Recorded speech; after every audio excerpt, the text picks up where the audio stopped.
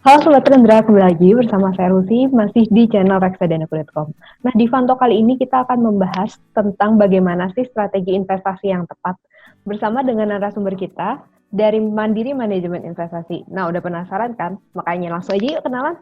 Halo Mas, apa kabar? Halo, baik Mbak Lucy. Mas, Halo boleh Sobat Rendra. Mas boleh diperkenalkan dulu nggak ke Sobat Rendra semua? Oke, Sobat Rendra, terima kasih atas kesempatannya. Perkenalkan, nama saya Aldi Sagiri. Saya adalah investment specialist dari Mandiri Manajemen Investasi. Saya bekerja di dunia finansial kurang lebih sudah 7 tahun. Banyak dari Sobat Rendra nih yang baru mulai untuk investasi dan mereka juga masih bingung gimana sih menyusun strategi yang tepat. Nah, sebenarnya penting nggak sih, Mas, ketika kita mulai investasi, kita juga menyusun strategi investasi gitu? Oke, terima kasih pertanyaannya Mbak Lucy. Menurut saya ini nggak hanya investasi ya. Menurut saya kita mau berbisnis, kita mau menentukan karir kita ke depan, semua pasti harus pakai strategi. Jadi menurut saya strategi itu sesuatu yang emang sangat penting dalam semua aspek. Apalagi kalau kita ngomongin investasi yang bertujuan jangka panjang ataupun jangka pendek. Menurut saya tetap harus ada strategi untuk apapun itu ya. Terus kalau ditanya penting ya balik lagi tadi menurut saya penting ya, menurut saya sangat penting. Yang paling mudah itu ya kalau untuk investasi ya, apalagi untuk pemula itu kita biasanya nyebutnya pakai 50 30 20. Nanti mungkin saya bisa jelaskan apa itu strategi 50 30 20 untuk investasi. Oke, boleh dijelasin nggak, Mas? Kira-kira bagusnya strategi investasi itu yang seperti apa sih?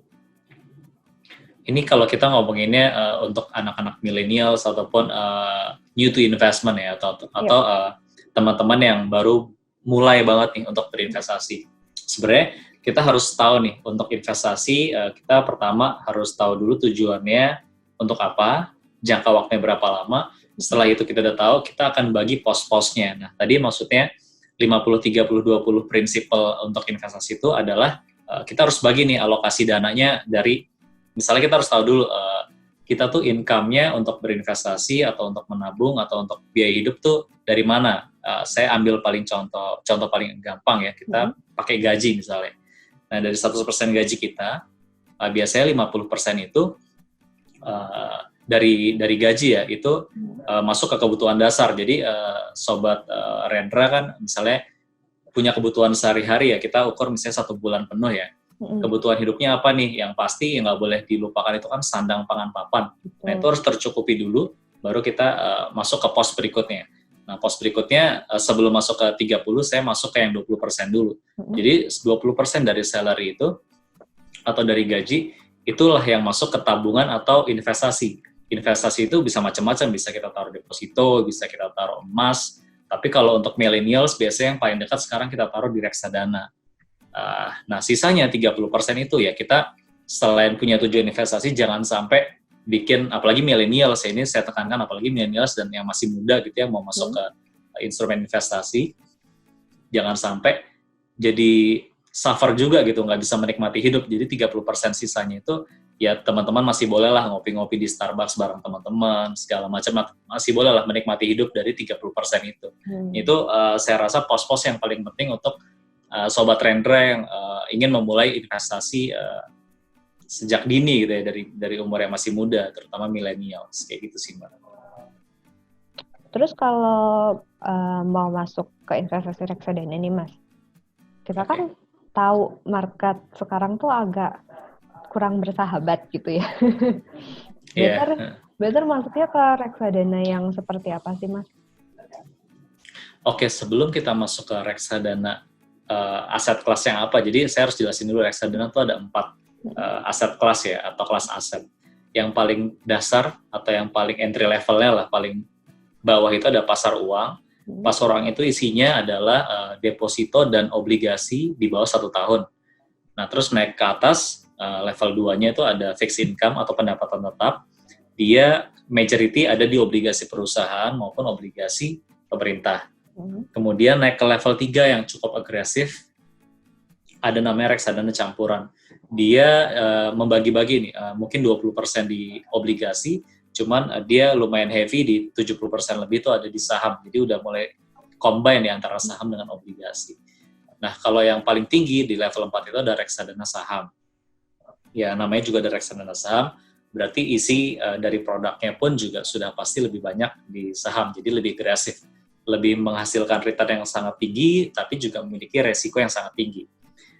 Nah, terus kalau tadi balik lagi ke pertanyaannya, dengan kondisi sekarang, apakah bagus masuk reksadana dan reksadana apa? Nah, menurut saya, ya kita semua mengalami lah kondisi yang extraordinary ya, ada COVID-19 ini, pandemi ini. Nah, menurut saya, selalu ada opportunity in every difficult times ya. Jadi di semua waktu yang cukup berat buat kita semua, pasti ada, sekecil mungkin tetap ada benefitnya atau ada kesempatan buat kita mendapatkan, at least kalau anak muda tuh suka ngomongnya cuan ya, which is investasi. Nah, terus kalau ditanya, reksadana apa nih? Nah, ini balik lagi. Sebelum lagi kita menentukan reksadananya apa, kita harus tahu profil resikonya dari tipe investor sendiri, tipe investasi dari Sobat Rendra itu sendiri. Sobat Rendra bisa nggak menerima volatilitas yang cukup tinggi terkait kondisi ekonomi seperti sekarang gitu. Kalau misalnya oke, ya ini momentum yang sangat bagus untuk beli reksadana saham, karena ya simply kalau kita tahu punggawa-punggawa kita di Indonesia ya, seperti Bapak Erick Thohir, Bapak Sandiaga Uno, itu bisa kaya banget karena mengambil momentum seperti ini di tahun 98. Saya boleh cerita sejarah sedikit. Di saat semua harga saham murah, dia beli, tinggal tutup merem aja, tiba-tiba sahamnya naik tinggi, mereka banyak yang jadi kaya. Nah, kita ngeliat opportunity itu di reksadana saham seperti itu ya.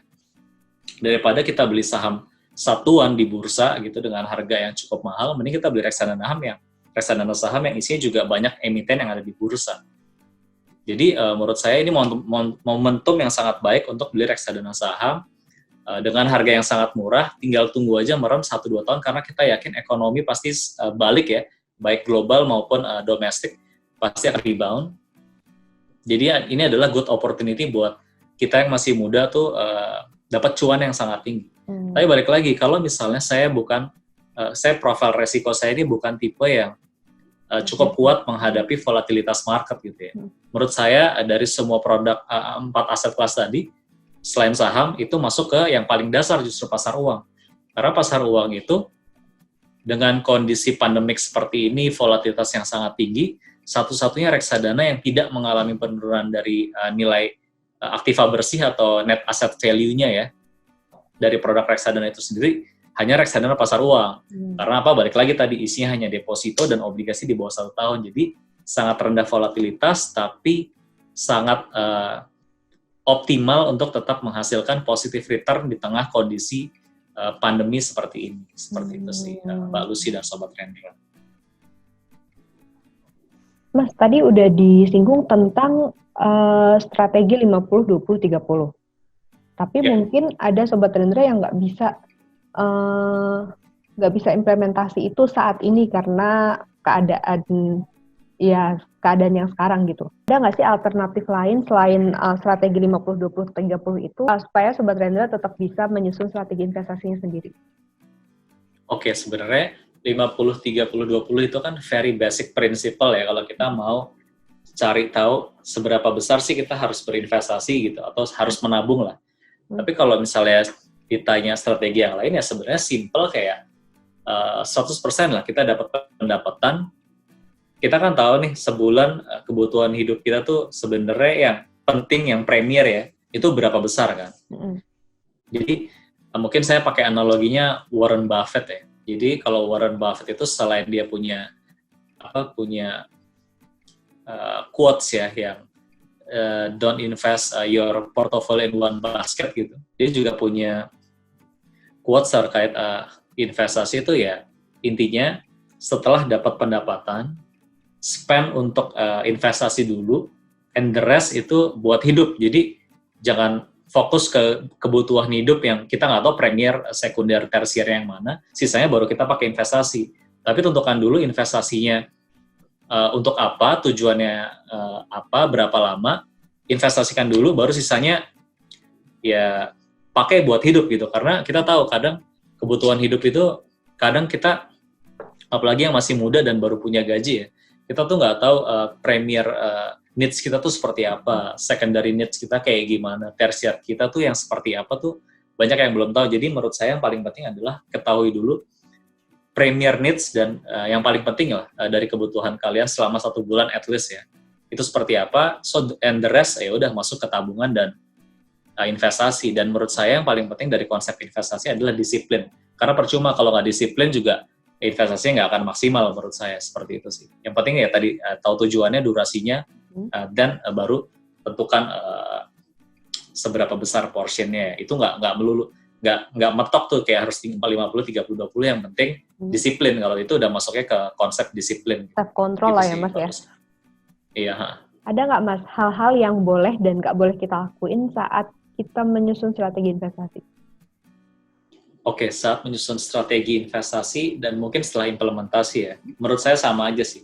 Sebelum dan sesudah kita mulai investasi itu, don't-nya ya, kita mulai dari jangannya dulu, itu adalah tidak disiplin. Karena tidak disiplin itu membuat semua planning ataupun saat sudah diimplementasikan pasti berantakan. Jadi menurut saya harus disiplin, harus jangan tidak disiplin, maksudnya jangan tidak disiplin itu nomor 1 yang tidak boleh atau larangannya, atau kita bisa bilang agak haram lah, tidak disiplin dalam menyusun strategi investasi. Nah, kalau yang boleh dilakukan atau do-nya ya, do-nya adalah selain, saya nggak akan pakai anonim dari disiplin, tapi lebih ke ini sih, actively pengen tahu gitu, portofolio kita sudah sampai mana, terlepas dari kita udah tahu tujuannya dan durasinya tadi, tapi kita juga harus aktif, walaupun reksadana itu sudah ada manajer investasi ya yang mengelola ya, kita sudah tidak usah pusing gitu ya, tapi tetap harus penasaran isinya tuh apa sih, perkembangannya seperti apa, kira-kira dengan kondisi ekonomi sekarang, reksadana saya seperti apa, atau investasi saya seperti apa. Nah, menurut saya rasa ingin tahu itu tetap harus ada, tetap tidak boleh puas kalau nanti sudah dapat tiba-tiba ya teman-teman udah ngerasain hasilnya atau benefitnya dari investasi. Jangan mudah puas, jangan malah menaikkan gaya hidup, tapi malah menaikkan jumlah investasi ya. Jadi menurut saya lebih baik banyak kaya deh daripada banyak orang tahu kita punya duit banyak terus jadi lupa konsep dasar dari investasi itu untuk apa. Investasi itu kan tujuannya harusnya terlepas dari macam-macam keinginan kita, tapi intinya adalah terlepas dari masalah finansial atau financial freedom kan. Nah, financial freedom ini sangat penting. Jadi kalau udah sampai sana, menurut saya kita boleh mikirin kebutuhan yang lain lah. Tapi intinya itu, jangan nggak disiplin, do-nya harus selalu ingin tahu ya terkait produk investasi, terkait market, terkait kondisi Indonesia, global seperti apa, supaya punya view lah ke depannya, kira-kira plan saya untuk berinvestasi di instrumen yang lain itu seperti apa, kayak gitu sih, Mbak Lucy dan Sobat Rendra. Oke. Nah Mas, boleh nggak kasih wejangan atau saran nih buat Sobat Rendra yang baru mau mulai investasi sekarang? Wejangan ya? Mungkin ya buat anak muda, saya dulu awal-awal saya bekerja, kira-kira 7 tahun yang lalu, menurut saya agak maksudnya kaum yang cukup telat lah mengenal industri investasi. Nah, kalau menurut saya untuk orang-orang yang masih muda ya, atau sobat millennials kita di Sobat Rendra ya, menurut saya nggak usah takut dengan tembok gitu ya, boundaries gitu. Jadi menurut saya tabrakin aja, masih muda, karena kalau kita nggak nabrakin, kita nggak tahu gitu apakah ini benar atau nggak. Nah, sekarang kita ngomongin mengkerucut dalam industri investasi ya, pasar modal gitu, atau reksadana. Coba dulu, saya ngambil quotes-nya ini nih, mantan CEO-nya Bukalapak, Pak Ahmad Zaki itu, dia pernah bilang gini, waktu itu saya pernah datang ke salah satu acaranya. Zaman itu akan terus berkembang gitu ya, zaman akan berkembang. Nah, pilihan cuma 2, kita mau berkawan atau mau melawan zaman itu. Jadi, selama kita ngerasa zaman itu bisa berkawan dengan kita, contohnya ya, dulu mungkin kita investasi hanya di deposito, tapi sekarang di reksadana. Sebelum kita kenal apa itu reksadana dan apa itu bisa memberi kita benefit, jangan dilawan dulu, karena kita nggak bisa menolak, zamannya sudah ke arah sana. Reksadana udah di mana-mana nih sekarang, dan paling mudah untuk kita berinvestasi dan paling murah juga. Kalau kita bisa mendapatkan benefit itu, coba dulu, baru kita tahu, oh ini benefitnya. Jadi zaman nggak bisa dilawan, tapi kita bisa berkawan dengan zaman. Menurut saya sih, jangan paling tepat untuk sobat millennials dan sobat trender saat ini, itu ya, karena yang paling sedih ya menurut saya adalah saat kita kehilangan momentum atau kehilangan kesempatan yang ternyata baik, tapi kita nggak pernah coba gitu. At least kalau kita coba gagal, that's it, itu anak muda, hajar lah gitu, nggak usah, mentalnya harus kuat gitu kan. Tapi kalau kita belum nyoba, tiba-tiba ternyata kita tahu di at certain level atau certain years setelah kita bekerja pertama kali, teman-teman kita udah banyak yang memetik hasil dari investasi, tapi kita baru memulai ya, it's too late, and it's never too late, cuman kan sayang gitu kan.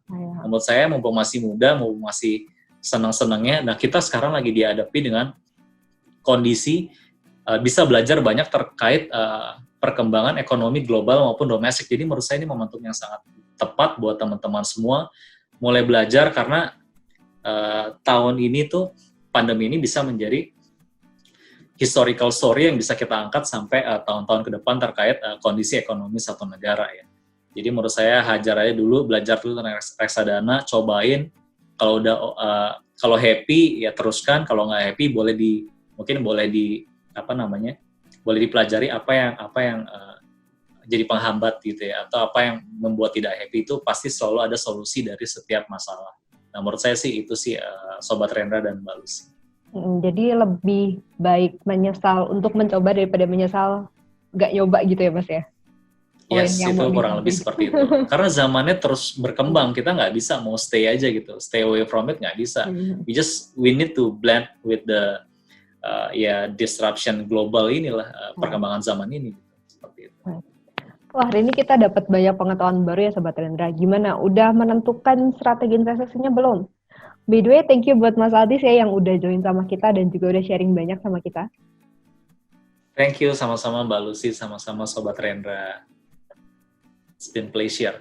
Nah, kalau Sobat Rendra masih punya pertanyaan, bisa langsung submit pertanyaannya di kolom komentar di bawah ini ya. Jangan lupa untuk like dan share video ini, dan jangan lupa subscribe channel Reksadanaku. Sampai jumpa di Fantalk selanjutnya. Dadah!